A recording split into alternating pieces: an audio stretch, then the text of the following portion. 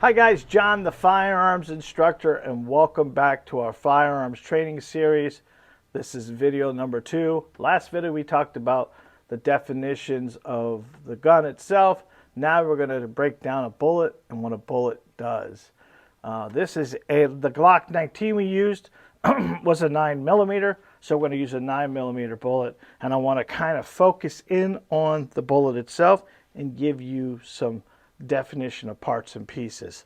The bullet is not the casing. The bullet is this up top here, and this is called a casing. And then we have a primer, which is that center punch thing here. So to kind of explain this to you the easiest way is when we rack one of these into the chamber of the Glock 19, the firing pin gets pulled back into a loaded position. And then it hits the primer, which is right here. And that primer itself has ignition or a fire in it. And inside this casing is powder. And when that primer gets ignited, it burns off the powder so fast that it makes a gas. And that gas sends the projectile or the bullet out the front of the barrel, hopefully in the bullseye, but most of the time low and left, because you don't know what you're doing with a gun yet. But we're going to solve that. So that's the concept. And then when the bullet fires, the springs kick in on the Glock 19 or any other weapon like that, and it causes the slide to come backwards, eject the casing, and strip another one off the magazine. And it does this over and over and over until you're at slide lock. That's the cool thing about that. And I think it's important you know this stuff because many people think this whole thing gets shot out of the gun, and it doesn't.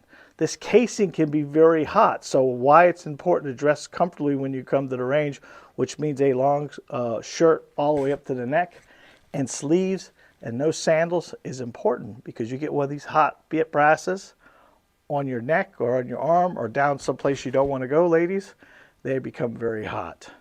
So I think I need to make sure you understand what a bullet does and what a bullet doesn't do.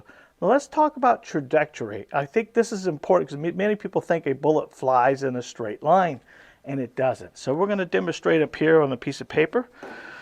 So if the manufacturer thinks about this and they kind of play it out. You've seen this video before, but I want to make sure because some people are on this video for the very first time and they may not have seen this. But if you think about a bullet flying in a straight line, it doesn't do that because of the curve of the earth. The curvature of the earth causes the gravity to pull down on the bullet in many places. So if we've thought about that more than anything else, we need to make sure that we understand that the bullet rises up into your line of sight. If we were to think about this, and I was wanting to hit this 7 right here, and I took the front of the Glock 19 and put it directly on the 7, my barrel is on the 7. I can't see the 7, so where's my sights? They're above the 7, so you know my impact of my bullet would be higher than my sights because the bullet rises up into the sights. So the manufacturers put the guns together at a 6 o'clock hold. So if I want to hit this 7 with the Glock 19, I wanted to aim below it at this point right here. And this would be considered a 6 o'clock hold. So if you kind of think about that, there's 12 and there's 6 and 3 and 9, obviously. It's a clock. And we want to aim the weapon at 6 o'clock hold, and that'll allow us to see our target and what we're aiming at. There we go, folks. That's what I recommend you make sure you understand. The 6 o'clock hold will make you more accurate. It'll maybe give you more consistent point of aim as well. And we're going to go on to the next part of this series, and we'll be covering how to control the weapon.